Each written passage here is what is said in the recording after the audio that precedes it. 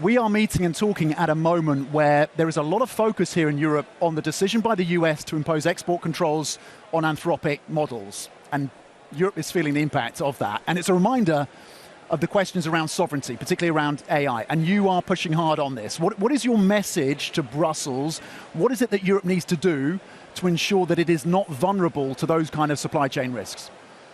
Well, I think indeed there's a lot of discussion around that, and sovereignty has become a key word because people realize that strategically, if you don't have a big enough part of a certain ecosystem, in this case AI, you're going to be exposed to the goodwill of other parties. But I think what's very important to understand when it comes to sovereignty is to get sovereignty, you need innovation first. You have to do things in the right order. It's not enough to say, I want sovereignty. What's very important is make sure that innovation can happen in Europe. And I think that's a bit the idea of the tech creators group we have created, where we believe that it is very, very important to have a dialogue with the different government, commission, but also national government, to help them to understand how to create the conditions such that the AI ecosystem can develop in Europe. You will never have the entire ecosystem, right? You cannot do it all. It's too much, or you cannot do it all at the same time. But you need at least to have enough, I would say, skin in the game, enough value in the ecosystem so that when those discussions or those decisions happen, you have a voice. So where can Europe have skin in the game? They've got skin in the game with ASML and the role that you play. Yeah. Where else can Europe have skin in the game when it comes to AI? Well, I think a very important place is the market itself. The European market is pretty attractive, right? You look at 22% of GDP. It's a very, I would say, mature market, very good market.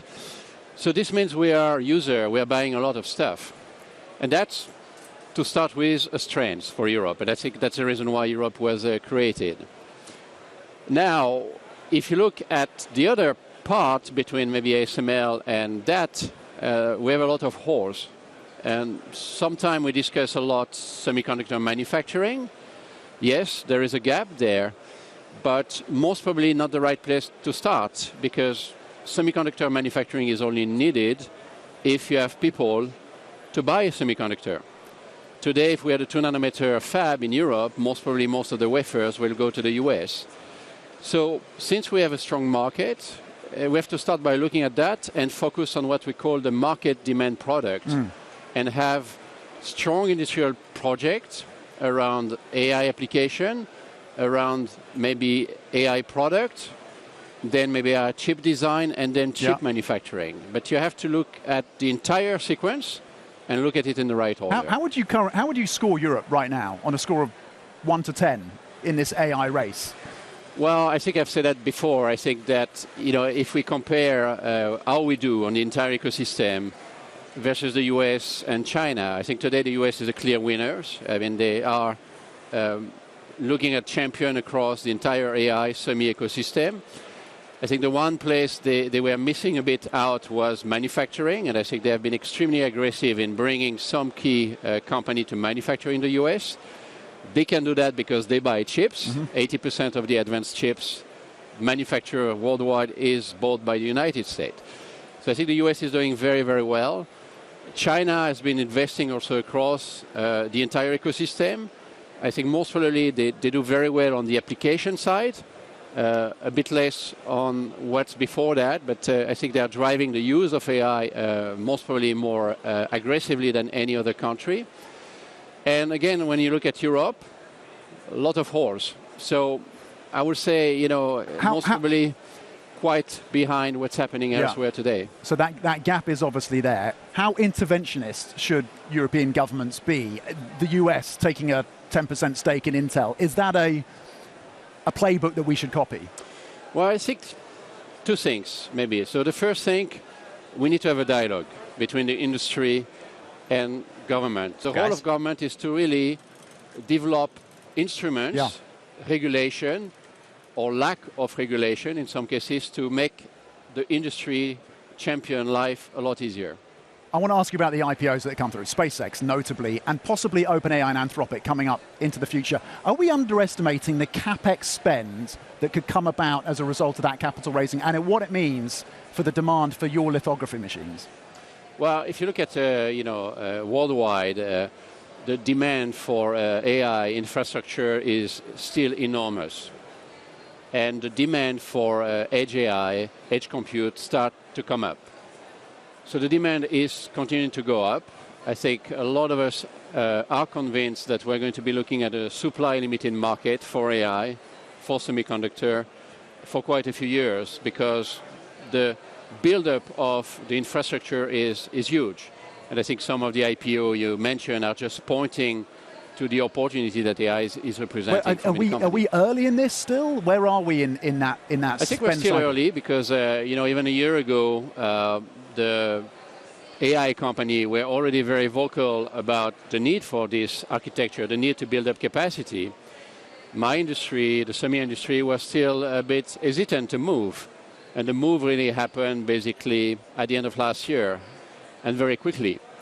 And now we all need to build capacity, so our customer have to build fab. We have to make sure we build enough equipment to fill those fab. Yeah. And the catch-up will take quite a bit. And that's only for the infrastructure. And then the application will come. Are you seeing a pull forward of orders for your DUV and EUV machines from customers? We see a pull. We see customer continuing to create visibility, longer-term visibility, telling us, well, this is a bit here to stay. So I would say that the trend we see is still very strong towards basically demand. Run with me on this one. Data centers and space. Is there a potential additional revenue stream for ASML if Musk pulls that one off? Well, I think, you need a certain amount of data center, and they will be in space, they will be on Earth. Doesn't necessarily change the number. I think the discussion about data center in space is to maybe address another potential bottleneck in the ecosystem, which is energy. I think the discussion around putting data center in space is there because there is an idea that if you do that, the energy consumption or the energy availability will be there. So maybe not too much to do with the total data center capacity, but maybe more about trying to solve another potential big issue, which is energy for a data center. Elon Musk is also looking at a Terafab plan, potentially 1 terawatt of power. What's the potential upside for ASML on that? Have you talked to Musk about that project? Is that a potential uplift as well for the business going forward? Well, any added capacity of course, a potential upside for us. I think we are looking very carefully on the development, on when things will happen, at what speed. New projects are opportunity as long as you're not supply limited. So that's also important to say that. So we have to make sure that this is really being taken care of. But I think the Terafab is an example of a major fab project. If you look at some of the DRAM project in Korea, you also look at million of wafer fabs. So that's also pretty big. Okay, so Korea and the build out there is going to be a driver as well. Yeah. Staying with the US, though, one of the top House Republicans on the House China Committee sent a letter in April suggesting that ASML was going to start shipping DUV lithography machines into China. There's some concern there. Do you have a response to that? No, it's not a response because, we have a dialogue with every government. I think you know that in the last few years, we have been subject many, many times to those kind of negative rumors about what we do. I mean, every time the rumors have been quite, I would say, potentially hurtful even for ASML. And I want to say it again, I mean, we have been following every single rules, and we continue to do that. The rules are changing, by the way, quite often, and sometimes something you could do, you cannot do anymore. But when this happens, we change our behavior accordingly. So we are extremely cautious in trying to follow basically the rule of laws. It's very important. And that's true for DUV, that's true for EUV, that's true for any activity we have in China or anywhere else in the world. And I can promise you there's a lot of people in ASML making sure that we comply compliance is a very important, I would say, element in a very difficult geopolitical environment. The Indian Prime Minister, Narendra Modi, will be here in Paris tomorrow. Yes. You've partnered with Tata on their aspirations around foundries and build out of semiconductor capacity. How much of a growth story potentially is India for ASML? Yeah, so I think, so first we're very happy with this partnership because we are partnering at the very start, at the very beginning. So of course we all know that India today doesn't have manufacturing for semiconductor, but you know, by 2030 they believe that 10% of any chips will be used by India. And like anyone else, that becomes therefore a strategic question of supply, and therefore they want to get their factory. So first fab will come up next year. A lot of learning has to happen, and we will help India, Tata, through this partnership to accelerate the learning. And you know, as learning gets successful, you grow the opportunity.